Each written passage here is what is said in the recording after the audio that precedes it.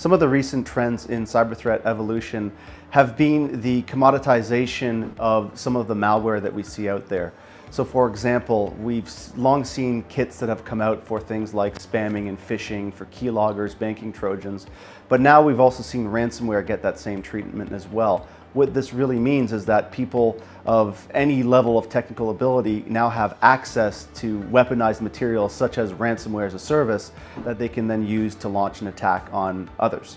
Yeah, so the threats that companies face are manyfold. There's things like, obviously phishing is very prominent in businesses where cyber criminals are usually trying to get some credentials in order to either resell those on the underground, or more importantly, use those credentials to be able to go deeper into that company.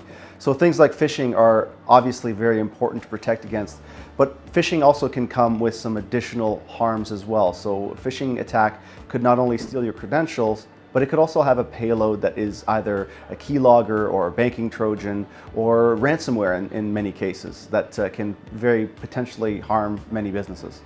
Unfortunately, in some respects, the challenges are the same as we faced in 2017. It's a continued attack from cyber criminals with things like ransomware. And as we saw with some of the earlier attacks in 2017 with WannaCry, NotPetya, and Bad Rabbit, there's this bringing together of some legitimate tools as well as malware to do potential harm to a lot of organizations. Now in 2018, I think we're going to continue to see those types of activities being done against companies, against regular consumers of technology.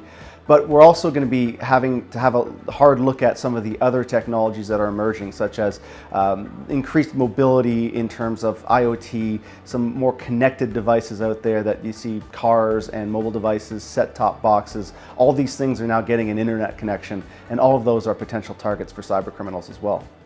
Yeah, coordination of defenses is really important because, as we like to say, crime is very often organized, so our defenses need to be organized as well.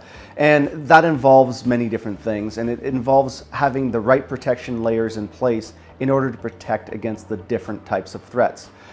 Threats come in many different shapes and sizes and flavors, and so your defenses need to react and be sized appropriately as well to respond to those threats. So a multi-layered approach means not only having the protection at the gateway, at the network level, that can detect anomalies within the network traffic, protect against some intrusions to, let's say, your website, for example, but also having the technologies on the endpoint to deal with payloads that are coming down through email or coming through the web and that are landing on the endpoint. And protecting against those is very simply a matter of adding things like machine learning technologies, next generation endpoint technologies with anti-exploit and anti-ransomware technologies as well. So as we can see, having just one technology will protect you against one threat, but having multiple technologies coordinating and working together, you can protect against all the threats that are being launched at you by cyber criminals.